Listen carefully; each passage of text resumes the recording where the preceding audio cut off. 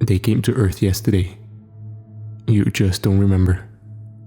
I don't blame you for forgetting, even if it was only yesterday. If anything, I've come to accept it's how things are now. I would complain more, but to be honest, this is probably something closer to penance for what I have done. I'll do my best to tell you what happened before I'm kicked off this library computer. Who knows? Maybe it'll jog your memory about the aliens you've forgotten about. There exists an organization unknown to the public with the secret and singular purpose of contacting extraterrestrial life, dubbed the Epsilon Project. The program is really just a relic of the 40s alien craze. Its assembly made possible through a conspiracy of the most paranoid of politicians in that era. The powerful and expensive equipment that fill Epsilon's halls are due to a budget that derives its funding under the miscellaneous section of the US Defense Bill.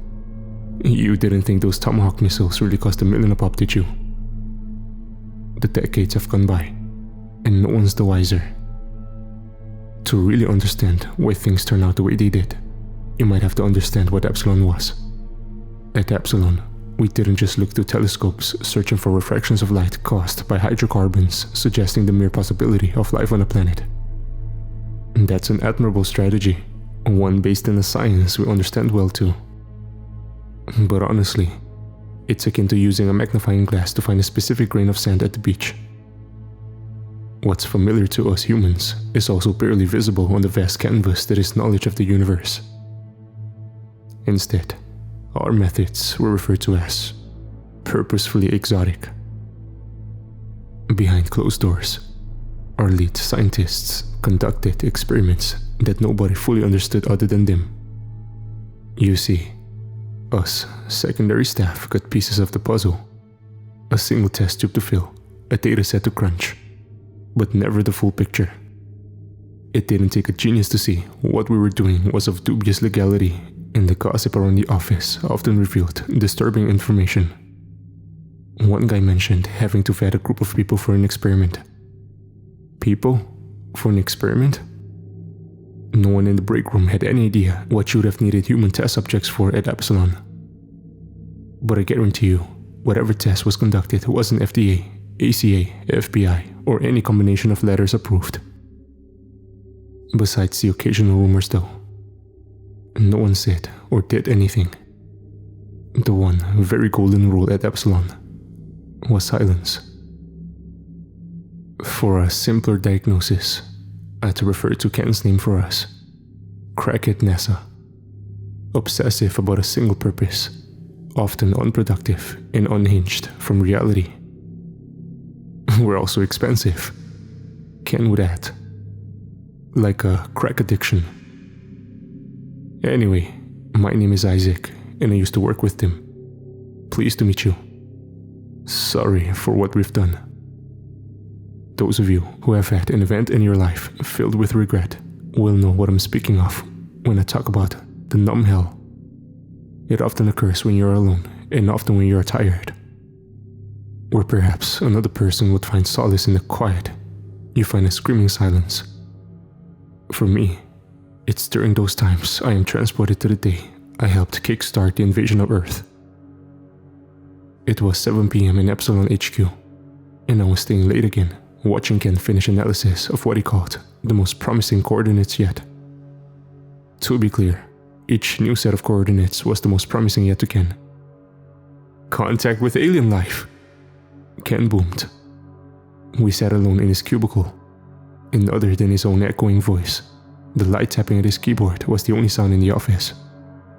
We were the last two in the office as usual.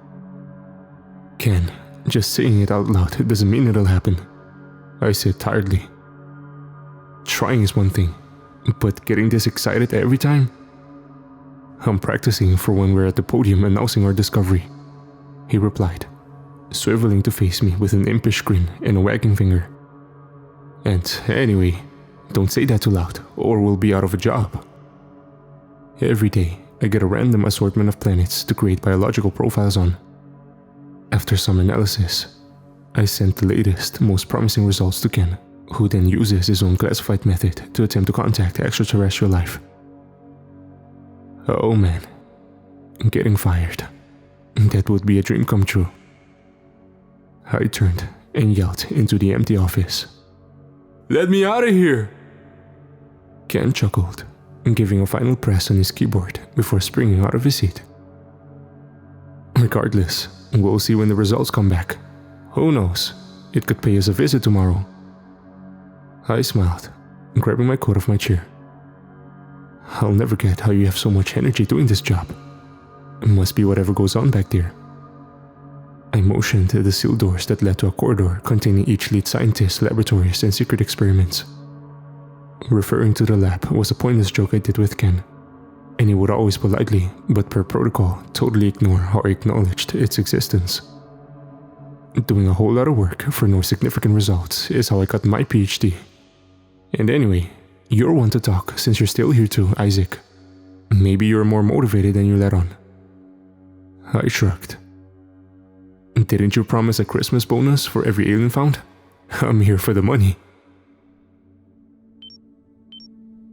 The conversation ended with the abrupt red glow from Ken's terminal.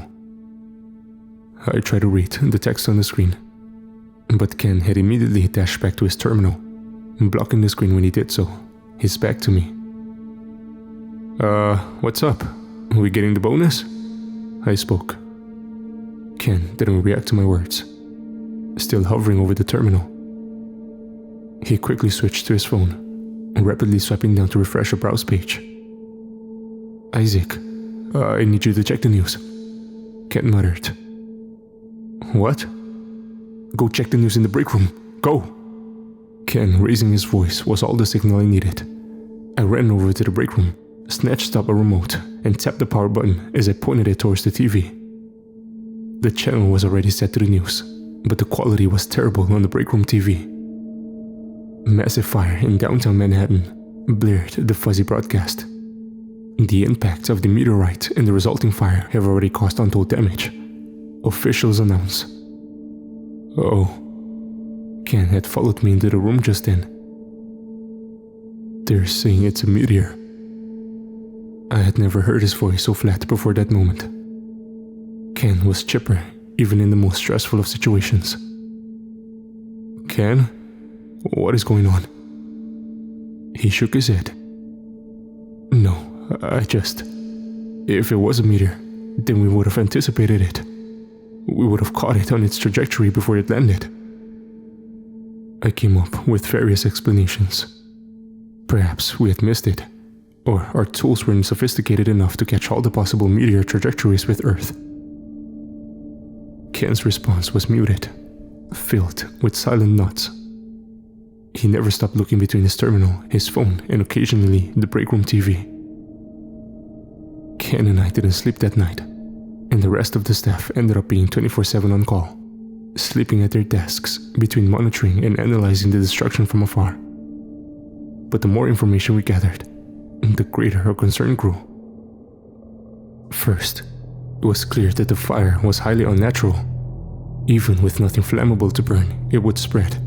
Water, concrete, stone, metal, it all lit up like wood and tinder. We even had field operatives set up flame retardant devices designed not to burn at any temperature, and we watched as it lit up like a Christmas tree. The other disturbing observation we had was the consistency at which the fire grew, in perfectly circular form regardless of terrain type or the wind speed and direction.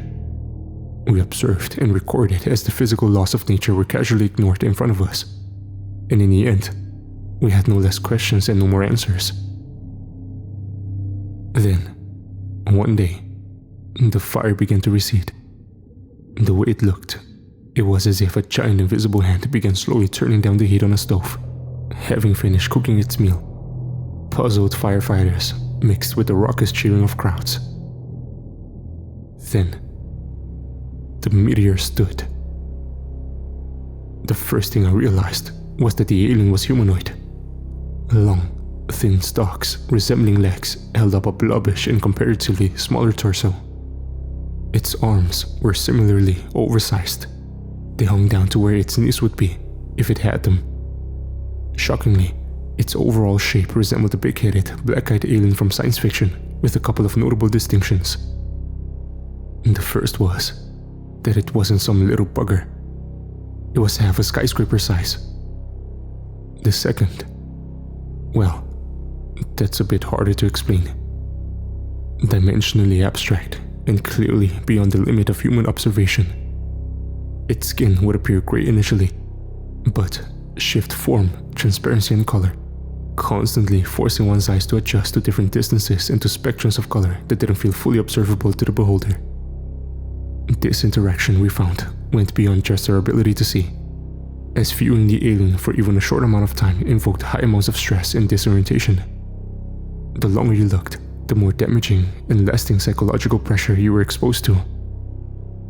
Things had long ago stopped feeling like science.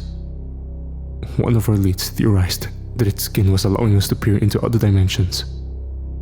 No one ever learned if it was one way or the other. One thing was for sure though. Behind the waves of heat, and despite lacking any features other than a mouth, it had a clear expression. A curved line had formed where its mouth should have been. A huge, eyeless smile on its face had appeared. What does it mean, Isaac? It was a late day at the office again, but this time it certainly wasn't empty, as our director Shannon Allen was there. Shannon was one of those seriously rare individuals who knew her shit when it came to her field of study, but was also extremely skilled in business settings. I didn't even know you could get a PhD and an MBA until it mattered. She acted as a liaison between the actual government and our weird pseudo-Illuminati branch of the government thing we had going on. Not just smart and competent, but she was also totally charismatic and gorgeous, and found respect and admiration from peers in almost any setting she was in. She was also married to Kent, an event he and I both agreed must have been just slightly more likely than the chance of finding life on another planet. Not sure what you're saying, Isaac. You literally wrote a thesis on human behavior and how it pertains to animal instincts. I get this is a new situation, but that's the point of our mission. This isn't the time to build information. There are people in the White House you may have heard of that want to know what the hell is happening right now. I don't think I can recall a time I was more uncomfortable. I went from searching for aliens to this in a matter of weeks. Well, I didn't want to say this, because frankly, I have very little data in. Isaac, we're listening. No one expects you to have a citation with an article attached. We just know you have the best guess as to what's going on. Shannon was tough but fair, if only because she wanted efficiency and the best results from her subordinates. I think it's hostile, I said abruptly. The whispered murmurs and speculation stopped as the room of Epsilon scientists gave me full attention. Not to contradict myself, but why do you think that? Shannon posed cautiously. We've already brought up the destruction of Manhattan, but that alone could be construed as bad luck. Likely the alien could have landed anywhere. What I think confirms its intent is the smile. I was nervous in a different way now. Not because of the situation, but because of what this meant for all of us. I remember wishing to never be more wrong about something in my life. Have you heard of the Japanese macaque? No, Isaac, I haven't, Shannon said impatiently. It's a type of primate you can find in certain places in Japan. I persevered. They're generally friendly, but the locals will always tell you not to smile at them. They take it as a threatening sign, baring your teeth to fight, so to speak. Many animals share this connotation with smiling. So you're saying it wants to fight? This is some sort of primal instinct? Ken proposed, confused. Sort of. I'm saying it's not a natural thing that we find smiling to mean friendship. The act of smiling is not universal. It's a cultural and learned interaction that is relatively unique to human beings. Anything this evolved wouldn't just somehow know to smile. What's your point? Gary asked, interrupting me. So it's doing this because what? Gary was another lead, and one who always got on my case. He hated how unlike almost all the staff I had gotten in despite lacking proper credentials, and thought it must have been my connection to Ken. Unfortunately, he was an important figure at Epsilon, and commanded a lot of authority. He was a constant critic, even in crisis. I inhaled sharply. Because it doesn't make any fucking sense that something as evolved as this, as intelligent as this, that has studied us enough to understand our cultural cues, lands right on a city on a planet where 90% of its surface area is completely uninhabited. And, likely understanding the situation, it chooses to smile at us. I threw my hands up, exacerbated. Of all the things it must have learned about human beings, it landed on one of the most populated cities on the planet, and then fucking smiled. It does make sense. It does make sense, unless it's hostile. Shannon interrupted. Quietly. The chatter debate in the room came to a conclusive silence. Even Gary was quiet. It wasn't certain. Even I could admit that.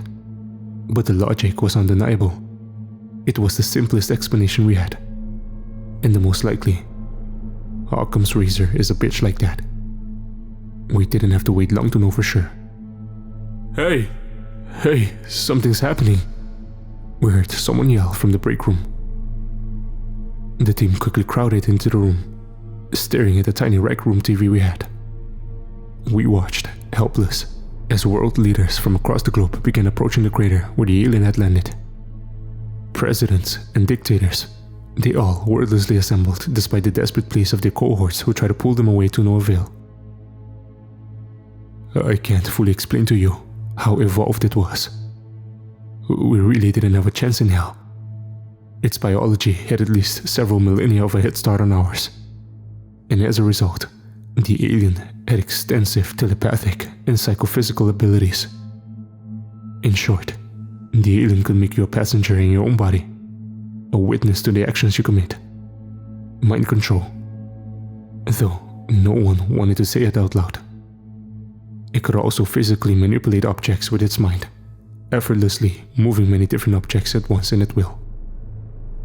Most terrifying, though, was its omnipresence in one's consciousness.